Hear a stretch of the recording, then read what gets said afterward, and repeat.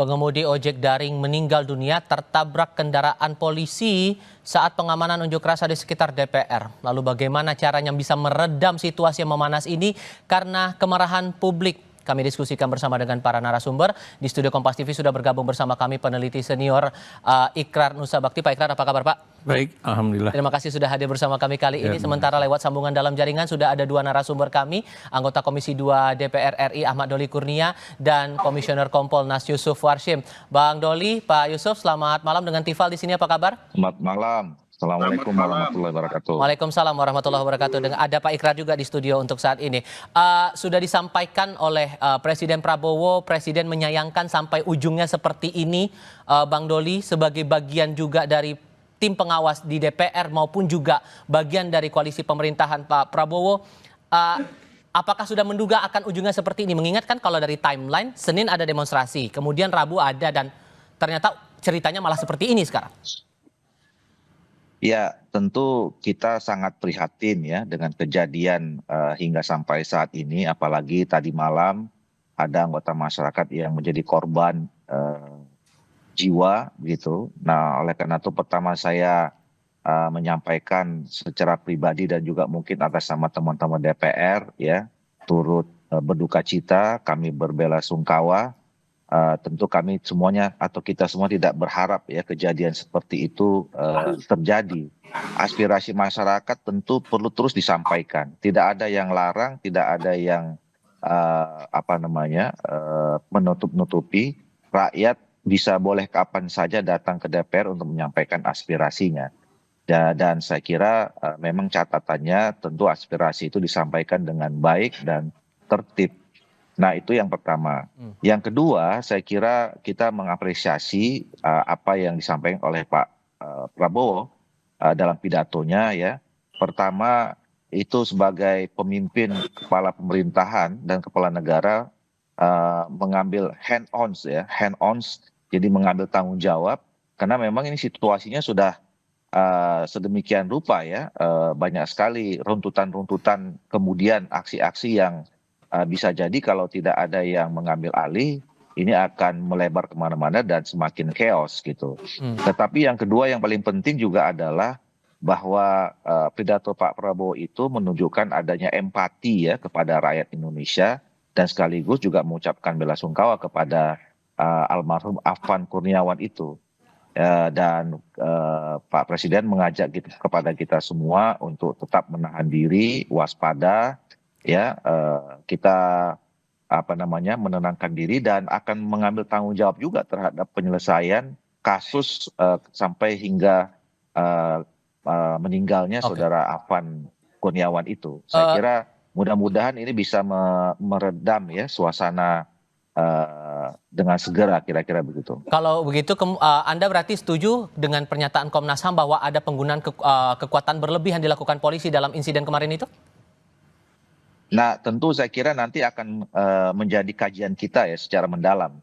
Karena ini peristiwa baru tadi malam, kami pun DPR pasti nanti akan mendapatkan informasi atau bahkan mengundang mungkin Komnas HAM ya dengan komisi-komisi terkait, mungkin teman-teman di Komisi 3 atau kemudian di Komisi 13 ya, yang nanti mitranya masing-masing berkaitan dengan soal kerja-kerja di pemerintahan. Ada pihak kepolisian, ada Komnas HAM dan seterusnya. Tentu nanti informasi yang didapatkan oleh termasuk Bapak dari Kompolnas, kemudian dari kepolisian dan juga dari Komnas HAM itu akan menjadi bahan masukan buat kita untuk mendorong pengusutan tuntas kasus ini sesuai dengan apa yang disampaikan oleh Presiden kita. Oke, dan kami juga ajak Anda, pemirsa Kompas TV, untuk melihat visual terbaru dari Mapolda Metro Jaya saat ini. Upaya pembubaran massa masih tetap berlangsung, mengingat sudah limit untuk melakukan aksi unjuk rasa pada pukul 6 sore waktu Indonesia bagian Barat. Sebagian massa yang tergabung di Mapolda untuk unjuk rasa datang dari kalangan mahasiswa, dan upaya polisi untuk mensterilisasi kembali kawasan Mapolda, terutama untuk akses masuk menuju ke sekitar gedung Direktorat Reserse Kriminal Khusus dan Kriminal Umum Polda Metro Jaya masih terus berjalan hingga saat ini. Suara yang disampaikan masih sama, selain karena ada tuntutan terkait dengan sangkut pautnya masih terkait dengan isu yang terkait dengan DPR RI, masalah tunjangan anggota dewan, tapi juga tuntutan keadilan atas kematian dari salah satu pengemudi ojek daring di tengah orasi atau unjuk rasa yang berlangsung di Jakarta kemarin di tanggal 28 Agustus 2025.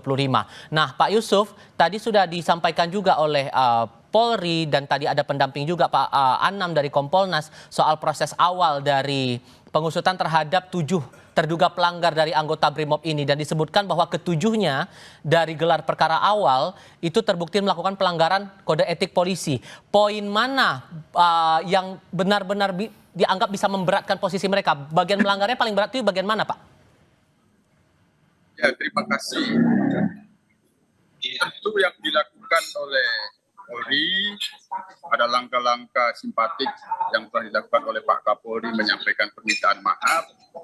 Yang kedua, selanjutnya pada hari ini dari Divpropam telah menyampaikan proses pemeriksaan terhadap 7 terduga pelanggar yang kaitannya dengan mobil Rantis Brimob yang itu ada fakta menabrak.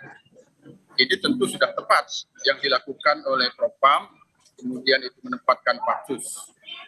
Tentu fakta-fakta dugaan pelanggaran itu harus dilakukan penggaliannya secara komprehensif sehingga prosesnya itu benar-benar nantinya hasilnya dan bagaimana selanjutnya tindakan tuntas dan tegas itu yang paling utama. Kita sebagai pengawas fungsional kinerja Polri itu memberikan rasa keadilan kepada korban, sehingga kita tidak terfokus pada mana fakta yang penting, mana yang tidak penting. Fakta-fakta yang digali terhadap 7 terduga pelanggar itu harus komprehensif, sehingga memastikan prosesnya tepat, cepat, prosedural dan profesional, dan paling utama sekali lagi memberikan rasa keadilan kepada almarhum, kepada keluarga almarhum. Itu yang paling utama, Bung Tifa. Oke, tapi kalau menyangkut lagi dengan pernyataan Komnas HAM yang menyebutkan bahwa ada penggunaan kekuatan berlebih yang dilakukan polisi terutama saat insiden tabrakan yang dialami oleh Afan itu, Kompolnas setuju? Kompolnas sebagai pengawas fungsional terhadap kinerja tentu tidak bisa melihat langsung secara parsial. Proses secara teknis penanganan kegiatan unjuk rasa oleh masyarakat itu secara teknis itu ada diatur di dalam Perkap nomor 7 tahun 2012. Tata cara pelayanan, pengamanan, dan penanganan kalau itu ada perkara pelanggaran penyampaian pendapat di muka umum. Maka standarnya di situ dulu. Di situ ada 3 tahapan yang dilakukan di dalam penanganan kegiatan unjuk rasa. Di dalam penggunaan kekuatan, penggunaan kewenangan, di dalam penanganan unjuk rasa ada yang disebut tahap hijau, tahap kuning, tahap merah. Nah, kalau sudah ada penggunaan pasukan PHH, Brimob, yang itu kaitannya dengan mobil Brimob itu berarti situasinya sudah zona merah. Situasi merah itu terjadi indikasi-indikasi pelanggaran hukum, anarkisme, maka di situ sudah masuk pasukan huru-hara, tidak lagi dalam pengendalian Dalmas. Nah, oleh karenanya proses tahapan-tahapan ini tentu untuk bisa menyimpulkan bagaimana tentu harus dilakukan evaluasi secara komprehensif. Apakah situasi hijau, adanya negosiasi kepada Korlap itu sudah dilakukan secara humanis, yang kemudian himbauan kepolisian oleh Komandan Dalmas itu telah dilakukan, tetap saja masa melakukan indikasi-indikasi menuju anarkisme sehingga masuk ke zona merah, itu harus dilakukan evaluasi, tidak bisa kita langsung menyimpulkan secara parsial. Nah, ini tugas Kompolnas memastikan itu. Kalau yang Anda cermati juga Prof. Ikrar, ini kan awalnya dari tuntutan massa terkait dengan tunjangan DPR di hari Senin kemarin itu. Ujungnya juga ricuh.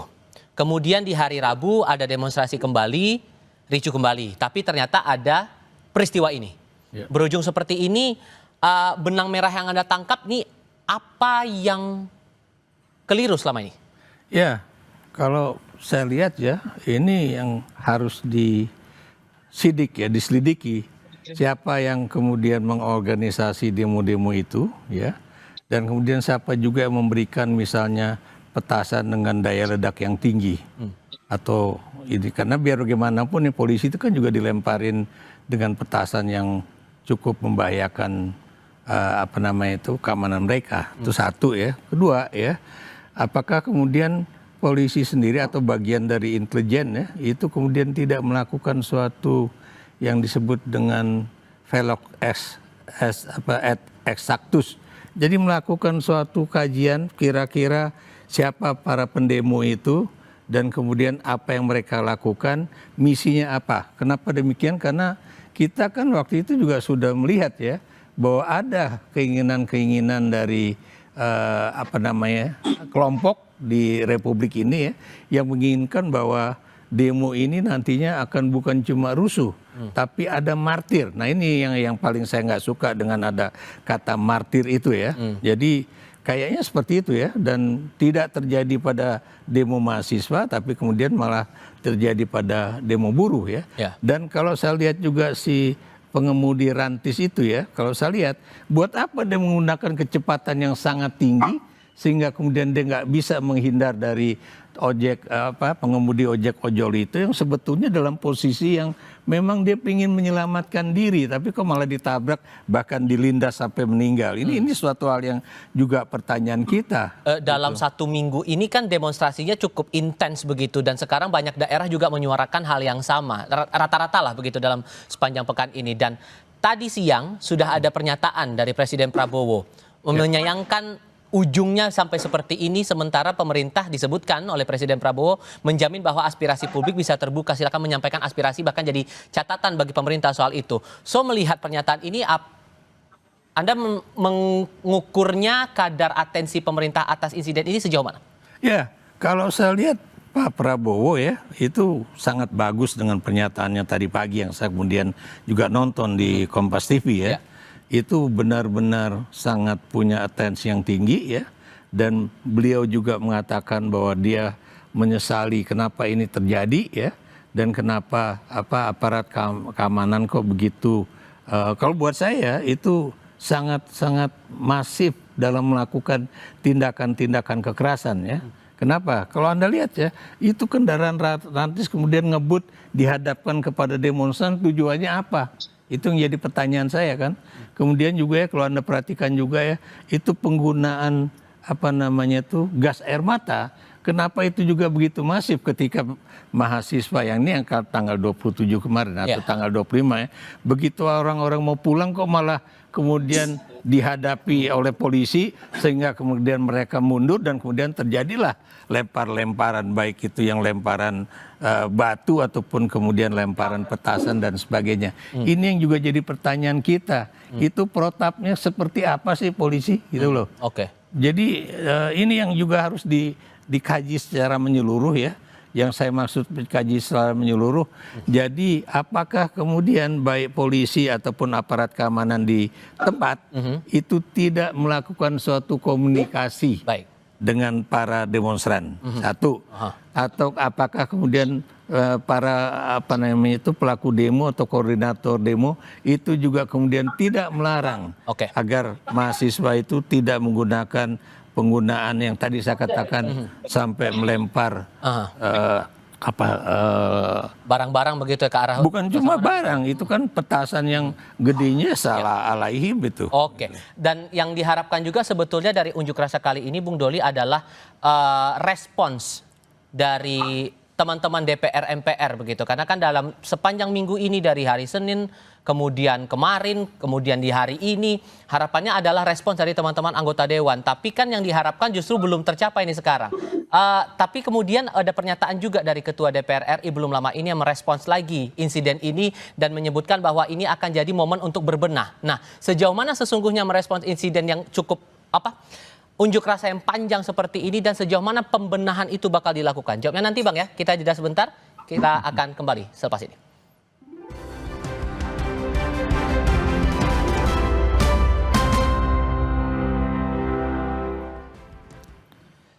Sebelum kami lanjutkan diskusi, kami ajak Anda untuk melihat keadaan terbaru di sekitar Mapolda Metro Jaya, Jakarta Pusat.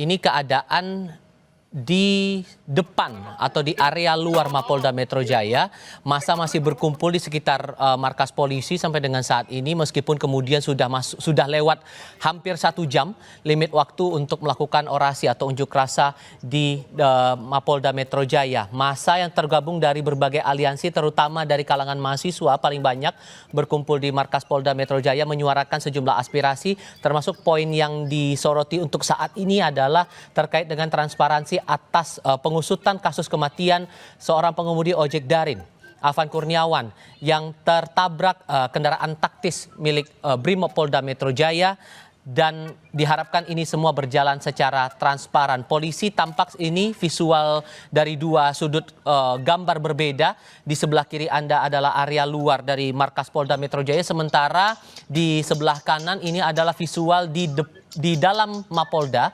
persisnya di akses masuk mendekati gedung Ditreskrimum dan Ditreskrimsus Polda Metro Jaya. Polisi berupaya untuk membubarkan massa untuk memastikan keadaan di sekitar Mapolda tetap kembali kondusif karena limit waktunya sudah habis bagi massa untuk melakukan orasi di sekitar markas polisi. Tidak hanya terkonsentrasi di Jakarta Selatan di Mapolda, tapi juga massa masih berkumpul sampai dengan saat ini di kawasan Kuitang, Jakarta Pusat. Kami masih melanjutkan diskusi bersama dengan para narasumber, melanjutkan pertanyaan saya di segmen sebelumnya nih Bang Doli.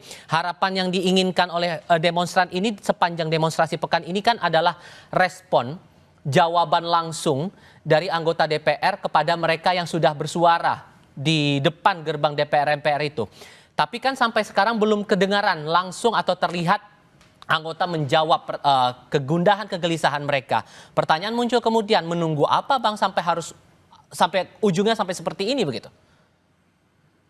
Iya, tentu kami memberikan apresiasi apapun yang disampaikan oleh masyarakat, ya, rakyat ke DPR. Dan kami menerimanya dengan baik. Nah, tinggal tadi kita coba jelaskan satu-satu. Kalau bicara tentang penyampaian aspirasi soal tunjangan, itu kan sudah dijelaskan, ya. Berapa sebetulnya penerimaan yang diterima oleh DPR, dan itu bisa juga diakses langsung ke Sekretariat Jenderal. Bahkan pimpinan DPR pernah menyampaikan juga bahwa yang selama ini yang banyak disoroti adalah tunjangan perumahan, itu sudah dijelaskan bahwa itu nanti sampai Oktober 2025. Nah, setelah itu juga tidak akan ada lagi, dan kenapa itu terjadi sudah dijelaskan juga pada saat itu. Jadi sudah ada respon yang juga sudah disampaikan. Nah, soal kemarin misalnya aspirasi yang disampaikan oleh teman-teman Bapak Ibu buruh, itu tentu juga menjadi catatan kami. Kan kemarin mereka menuntut kenaikan upah, ya, terus kemudian penghapusan outsourcing dan segala macam itu. Nah, itu nanti akan kami bicarakan, akan kami bahas dengan di komisi terkait dengan pemerintah, karena kan itu kan pada akhirnya kebijakan pemerintah yang akan diambil, ya. Nah, tentu nanti akan kami diskusikan hal-hal yang disampaikan itu, dan memang kan tidak mungkin misalnya kemarin mereka menyampaikan kenaikan upah buruh, ya terus kita jawab langsung, karena itu juga kan yang bisa memberikan keputusan adalah pemerintah. Kami akan menyampaikan nanti kepada pemerintah. Jadi intinya adalah saya mau sampaikan bahwa sesungguhnya kami ini berupaya, ya, untuk mendengarkan semua aspirasi rakyat Indonesia dan terus memperjuangkan dengan sungguh-sungguh. Bahwa kemudian dalam perjalanannya ada pernyataan, tindak tanduk, sikap, kemudian perilaku yang memang kurang berkenan selama ini oleh rakyat, ya seperti yang saya sampaikan, mungkin saya atas sama teman-teman minta maaf kepada seluruh Indonesia. Tentu ini menjadi koreksi kami, introspeksi kami, apalagi kejadian sampai tadi malam dan hari ini, ya, kita tidak menginginkannya, dan untuk menebus itu semua kami berjanji tentu akan bekerja lagi dengan baik dan sungguh-sungguh untuk kepentingan rakyat, bangsa, dan negara Indonesia ke depan. Dan Anda juga merasa bahwa masalah komunikasi antara teman-teman anggota Dewan dengan publik ini memang perlu diperbaiki lagi. Karena kan yang jadi headline bagaimana kemudian merespons dari kegelisahan, kegundahan masyarakat, terutama masa yang berorasi, tapi ternyata tidak dapat jawaban langsung, bahkan anggota Dewan tidak berada di gedung parlemen. Itu Anda mengakui itu juga?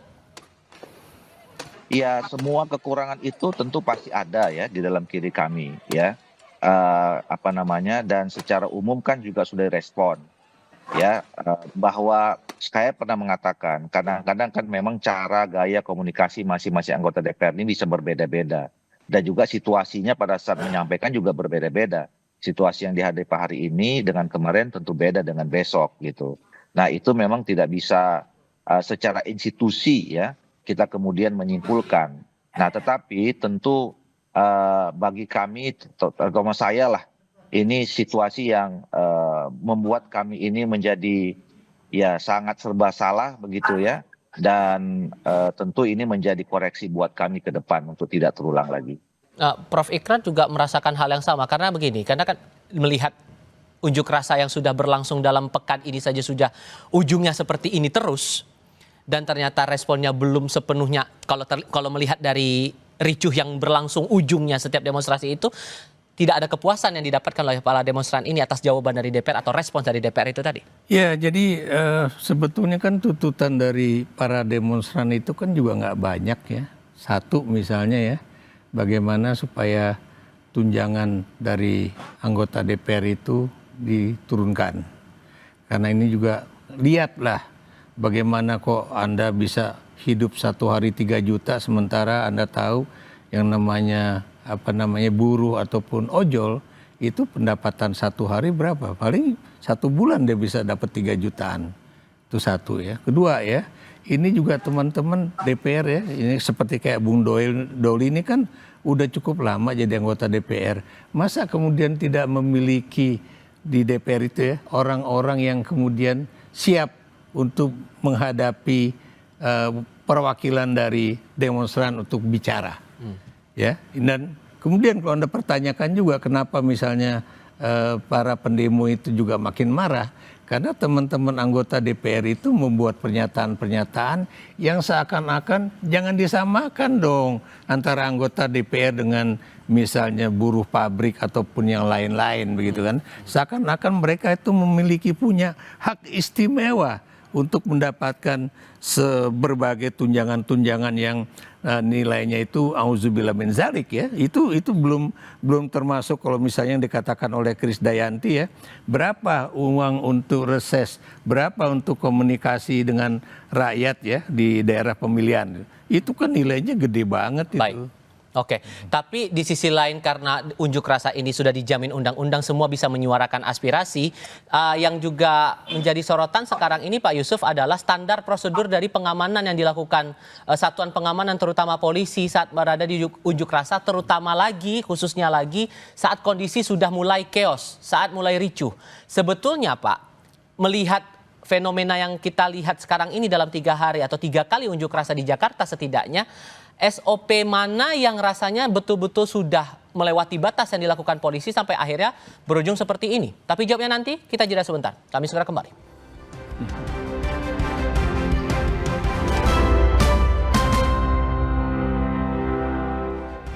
Satu pertanyaan sederhana untuk masing-masing narasumber saya, Pak Yusuf. Pertanyaan saya sebelumnya, melihat dinamika unjuk rasa saat ini yang ujung-ujungnya ricuh, Anda melihat ada SOP yang dilanggar polisi tidak yang sudah melampaui batas ini? Yang paling penting dan utama saat ini prioritas memberikan rasa keadilan terhadap korban almarhum Afan. Itu dulu harus tuntas dan tegas prosesnya, itu kita awasi secara maksimal. Yang kedua, terkait dengan situasi di dalam data yang ada di kita selama ini, kalau sudah masuk dalam tahap situasi merah, yang itu ada indikasi pelanggaran hukum dan anarkisme, itu tidak bisa memang dipungkiri selalu ada korban. Nah, korban itu tidak hanya juga masyarakat yang melakukan kegiatan unjuk rasa, juga petugas. Nah, oleh karena itu kejadian dengan mobil rantis ini barangkali memang perlu dilakukan evaluasi penggunaan mobil pengurai, karena namanya anggota ketika itu diperintahkan untuk menggunakan itu pada situasi sudah indikasi chaos, tafsirannya kan digunakan kendaraan itu. Baik. Sehingga ini tentu ke depan seiring 7 terduga pelanggaran ini diproses secara tuntas dan tegas, kami sebagai pengawas tentu akan melakukan evaluasi dan penilaian penanganan situasi unjuk rasa yang sudah dalam kategori merah, yang itu terjadi chaos, bagaimana meminimalisir korban dan tidak terjadi pelanggaran-pelanggaran, termasuk penggunaan mobil rantis seperti pada saat ini yang menimbulkan korban. Bang Doli, karena kan kembali lagi hulunya dari demonstrasi panjang ini karena masalah tunjangan DPR. Suara aspirasi masyarakat yang tidak sesuai dengan keadaan ekonomi saat ini. Anda bilang bahwa terutama mengutip pernyataan Ketua DPR akan memperbaiki lagi, berbenah lagi, wujud konkretnya akan bagaimana? Harapannya kan kita nggak mau lagi terjadi ada demo besar-besaran seperti ini lagi begitu. Ya, tentu nanti akan kami bicarakan ya, akan kita evaluasi secara keseluruhan. Yang pasti bahwa selama ini juga harus dilihat secara objektif. Jangan kemudian gara-gara kejadian 1-2 hari ini kita kemudian dianggap selama ini tidak bekerja. Itu dulu yang paling penting. Nah, kami terus bekerja dan apa yang menjadi aspirasi tentu akan kami serap, akan kami diskusikan dan kami akan sampaikan kepada pemerintah untuk memberikan yang terbaik buat rakyat Indonesia. Gitu. Oke, so melihat dua fenomena ini Pak, suara publik masalah DPR, kemudian sekarang menuntut keadilan, kita berharap jangan sampai demo besar terulang lagi untuk hari-hari berikutnya, agar bisa meredam amarah publik ini, siapa melakukan apa? Ya, yang jelas ya, yang semuanya harus melakukan suatu kajian atau kajian kembali ya. Kenapa kemudian demonya bisa jadi kayak begitu? Apakah kemudian polisi juga tahu siapa yang kemudian kelompok-kelompok pendemo itu siapa aja koordinator ya. Tapi buat saya kalau ini terjadi di negara barat atau apalagi di Jepang, kalau misalnya polisi itu melakukan suatu tindakan yang benar-benar mengakibatkan matinya seseorang, itu nggak ada cara lain ya. Buat saya itu namanya Kapolri bukan cuma datang ke rumah mengatakan belasungkawa dan sebagainya. Harusnya sebagai tanggung jawab dia sebagai pimpinan mundur. Itu biasanya seperti itu. Dan kalau memang nggak mau mundur, ya Pak Prabowo juga harus mengambil satu tindakan melalui satu kajian yang juga objektif juga ya. Apakah kemudian Kapolri ini masih tetap bisa dipertahankan atau kemudian diganti? Tetap bahwa kemudian unjuk rasa adalah hak siapapun untuk menyuarakan pendapatnya, tapi tetap kita berharap semoga ini kondisinya tetap bisa kondusif karena masih ada hak-hak orang lain yang juga harus tetap kita jaga di tengah unjuk rasa ini. Pak Ikrar, terima kasih. Bang Doli, kemudian Pak Yusuf, terima kasih sudah bergabung bersama kami kali ini. Saya selalu semuanya, selamat malam. Wah, terima kasih. Kami akan segera kembali, tetap di Kompas TV.